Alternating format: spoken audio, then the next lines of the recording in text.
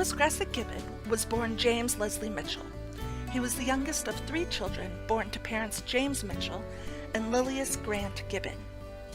His mother, Lilias, was remembered by those who knew her as the family manager, efficiently handling the family's public business.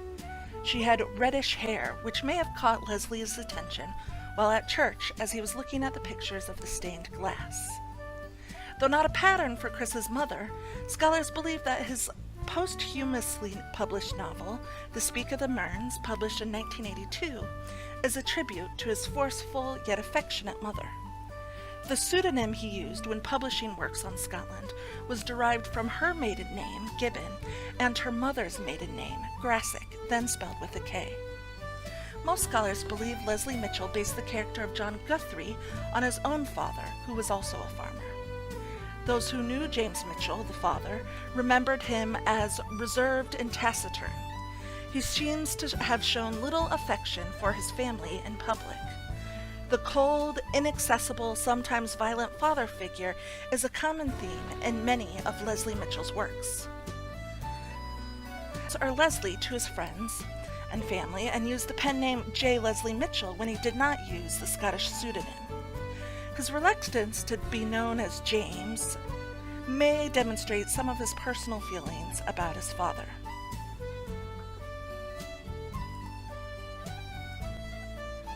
J. Leslie Mitchell was born on a small farm in Auchterless, Aberdeenshire. This is just north of where Sunset Song takes place. His parents were crofters, or farmers. Farming in Scotland was still feudal at the turn of the century.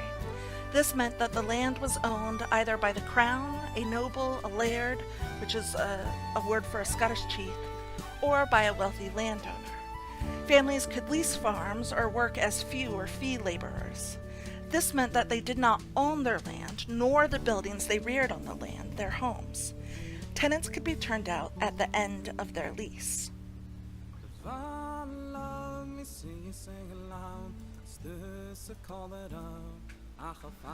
Tenants would pay a large sum at the beginning of their lease cycle in order to live on and farm the land. Often, the families could barely eke enough out of the land to pay the lease and buy enough food to survive. One poor crop could jeopardize a family's ability to pay their land tenure fees. When families were turned off of the land, they rarely had any significant savings. They might sell the furniture from their house or the gear of the farm in order to have enough money to start a new lease somewhere else. Of course, then they would be without furniture and without much of the gear needed to farm that land.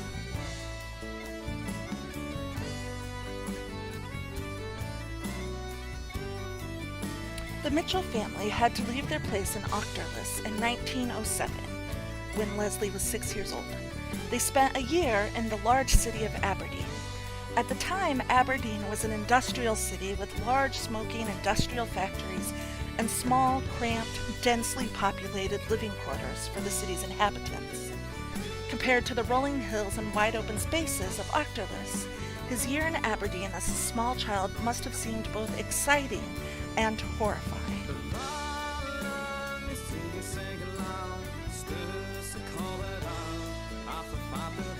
Leslie Mitchell's dislike for the 20th century industrialization that scarred the Scottish landscape and employed Scottish peasants in toxic factories for long hours is clear in his descriptions of the fictional city within Grey Granite, the last novel of the Scots Square, as well as in essays he wrote for the Scottish scene. He writes, "If I look out on the land of Scotland and see it fouled by the smoking slag heaps of industrialism, rightwards and leftwards, a long trailing rift down the eastern coast and a vomiting geyser in Lanarkshire, I feel no stirrings of passion at all to add to the tortured wastes of countryside Northumbria."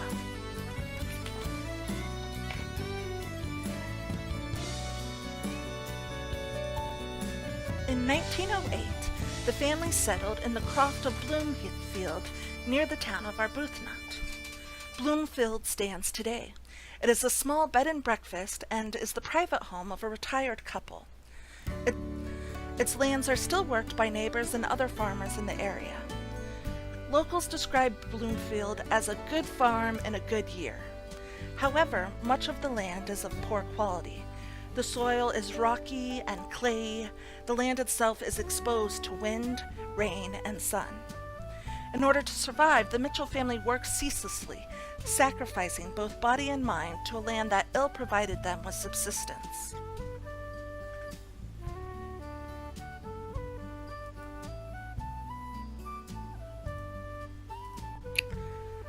Leslie hated the hard lifestyle of crofting when he was young. He writes, "Once I had a very bitter, dark detestation for all this life of the land and the folk upon it. A gray life, dull and gray, and its routine, servitude to seasons and soil, and the attending of cattle, a beastly life."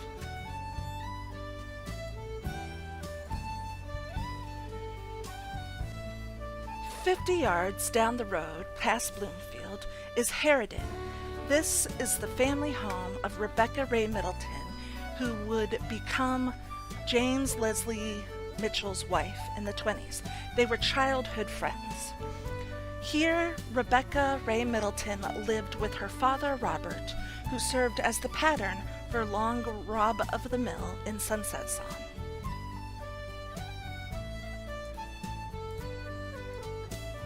The small town of Arbuthnot serves as the pattern for the Kinratty of Sunset Song. Leslie Mitchell attended school as a child at the Arbuthnot School and went to the kirk or the church with his family on Sundays. The church in Arbuthnot is still used for those purposes today. However, it is left open during the weekdays, so lovers of Sunset Song may wander in the aisles and see the very same windows and pews that inspired Lewis Grassic Gibbon.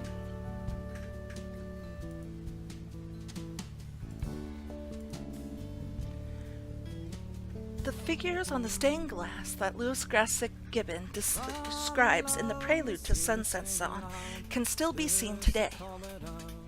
There are 3 figures of women by the window, Charity, Hope, and Faith. However, in Sunset Song, Lewis Grassic Gibbon has changed some of the details.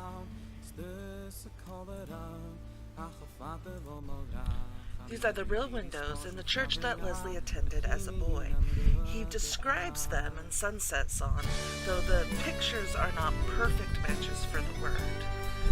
It had fine glass windows, awful old, the wee hall with 3 big creatures of queens, not very decent like in a kirk as window pictures.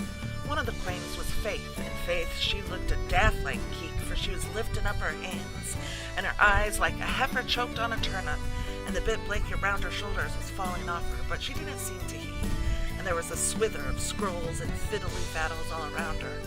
And the second queen was Hope, and she was near as unco as Faith, but had bright bonny hair, red hair, though maybe you'd call it auburn, and in the winter time the light in the morning service would come splashing through the yews in the kirkyard and into the wee hall through the red hair of Hope. And the third queen was Charity, with a lot of naked bairns at her feet, and she looked a fine and decent like woman, for all that she was tied about with such daft-like clouts.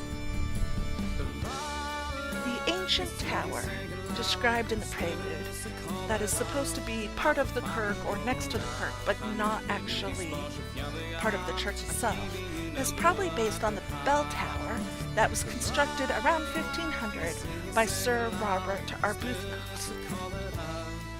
This tomb that is in this tower contains the remains of James Arbuthnot, who's the son of Sir Robert, and probably figured as the pattern for the tomb of Cospatrick described in the prelude.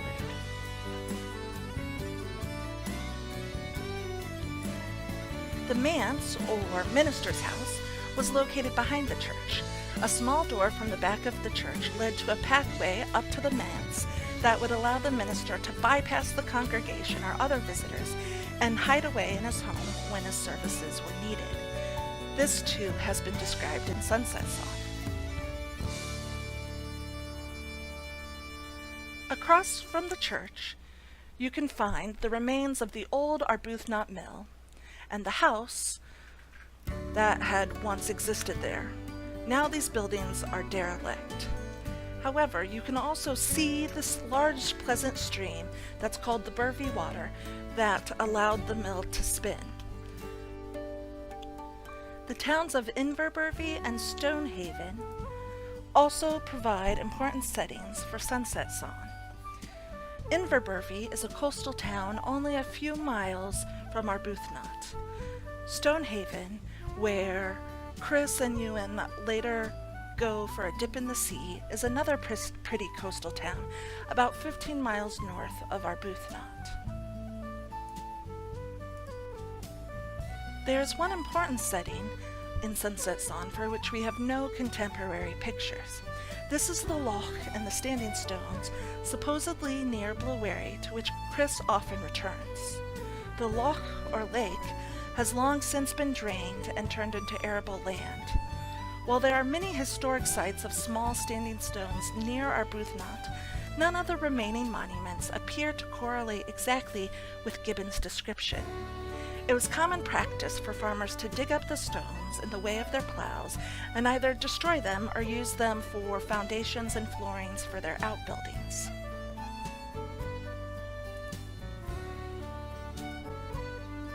Let us return briefly to Arbuthnot Kirk, the Kirk of St. Turnin. In one corner, as far from the church as you can get of the churchyard, sits the grave for James Leslie Mitchell. Leslie Mitchell died suddenly in 1935 from a stomach complaint. His remains were cremated, and Ray, his wife, brought them from London to have them buried in the Kirk's graveyard. Because Leslie had such a difficult relationship with the church and with religion, Ray refused to have a traditional church funeral, and instead, joined by just a few friends, she had his ashes buried simply and without ceremony. The disapproving locals, ever bitter over Mitchell's unflattering portrayals of them in Sunset Song, were not pleased by what they felt was a lack of respect and proper religious behavior in regards to their most literary, but maybe not most liked, son.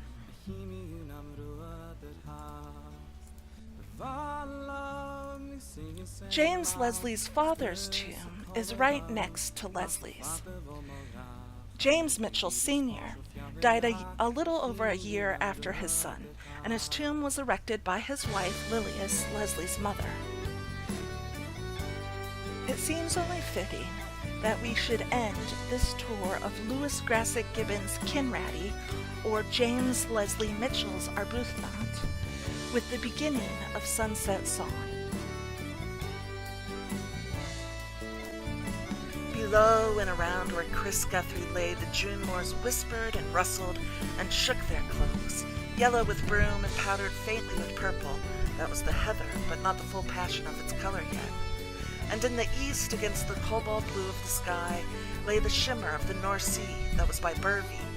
And maybe the wind would veer there in an hour or so, and you'd feel the change in the life and strum of the thing, bringing a streaming coolness out of the sea. But for days now, the wind had been in the south. It shook and played in the moors and went dandering up the sleeping grampians. The rushes pecked and quivered about the loch when its hand was upon them. But it brought more heat than cold, and all the parks were fair parched, sucked dry, the red clay soil of Blairgowrie gaping open for the rain that seemed never coming. Up here, the hills were brave with the beauty and the heat of it, but the hayfield was all a crackling dryness, and in the potato park beyond the biggings, the shaws dropped red and rusty already.